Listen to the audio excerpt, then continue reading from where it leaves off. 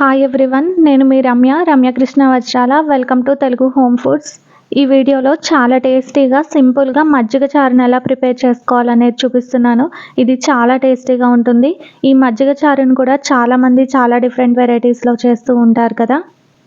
నేను ఎలా ప్రిపేర్ చేస్తాను ఈ మజ్జిగ చారుని అనేది వీడియోలో చూసేయండి.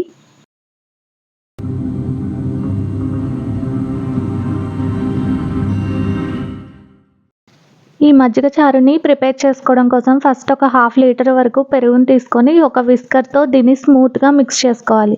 ఇలా మిక్స్ చేసుకున్న తర్వాత మనకి పెరుగులోకి వాటర్ ఎంతైతే అవసరమో అంత వాటర్ని వేసుకోవాలి. ఈ మజ్జిగ చారుని కొంచెం చిక్కగా ఇష్టపడే వాళ్ళైతే వాటర్ని కొంచెం తక్కువ వేసుకోండి, లేదు కొంచెం పల్చగా ఉన్నా ఇష్టపడే వాళ్ళైతే కొంచెం వాటర్ని ఎక్కువ వేసుకోవచ్చు. ఇలా వాటర్ని వేసుకున్న తర్వాత దీన్ని స్మూత్గా మిక్స్ చేసుకొని ఒక పక్కన పెట్టుకోవాలి.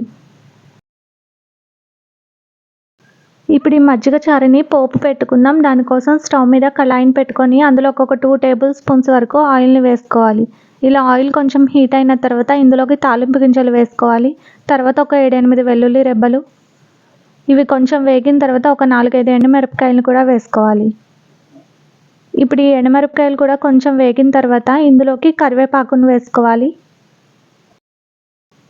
ఇలా కొంచెం కరివేపాకును వేసుకున్న తర్వాత ఈ కరివేపాకు కూడా వేగిన తర్వాత ఇందులోకి ఇంగువని యాడ్ చేసుకోవాలి. ఒక 1/2 టేబుల్ స్పూన్ వరకు ఇంగువను వేసుకోవాలి. మనం ఈ మజ్జిగ చారులోకి ఇంగువను వేయడం వల్ల మజ్జిగ చారు అనేవి చాలా టేస్టీగా ఉంటాయి. తర్వాత ఇందులోకి మీడియం సైజ్ ఆనియన్స్ని ఒక 2 తీసుకోవాలి. అలానే ఒక 5-6 పచ్చిమిర్చిని కూడా పొడుగ్గా కట్ చేసుకొని వేసుకోవాలి. ఇప్పుడు ఈ ఆనియన్స్ పచ్చిమిర్చి పూర్తిగా మగ్గే వరకు వేయించుకోవాలి. ఈ ఉల్లిపాయ ముక్కలు కొంచెం వేగిన తర్వాత ఇందులోకి సాల్ట్ వేసుకోవాలి. సాల్ట్ ఒక 1.5 టేబుల్ స్పూన్ వరకు వేసుకున్న తర్వాత ఒక 1/2 టేబుల్ స్పూన్ వరకు పసుపును వేసుకోవాలి. ఇప్పుడు ఇదంతా బాగా కలుపుకొని ఈ ఉల్లిపాయ ముక్కలు పూర్తిగా మగ్గనివ్వాలి. ఈ మజ్జిగ చారుని ఇంతవరకు ఎవరైనా ట్రై చేయని వాళ్ళు ఉంటే తప్పకుండా ఈ వీడియోలో నేను చూపిస్తున్న విధంగా ఒకసారి ట్రై చేసి చూడండి. చాలా అంటే చాలా టేస్టీగా ఉంటుంది.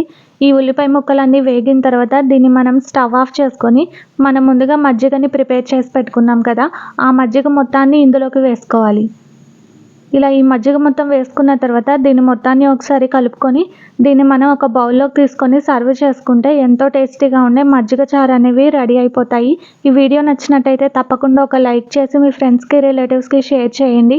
అలానే ఇలాంటి టేస్టీ రెసిపీస్ కోసం తెలుగు హోమ్ ఫుడ్ ఛానల్ని సబ్స్క్రైబ్ చేసుకొని పక్కనే ఉన్న బెల్ ఐకాన్ని ట్యాప్ చేసి ఆల్ అనే ఆప్షన్ని సెలెక్ట్ చేయండి.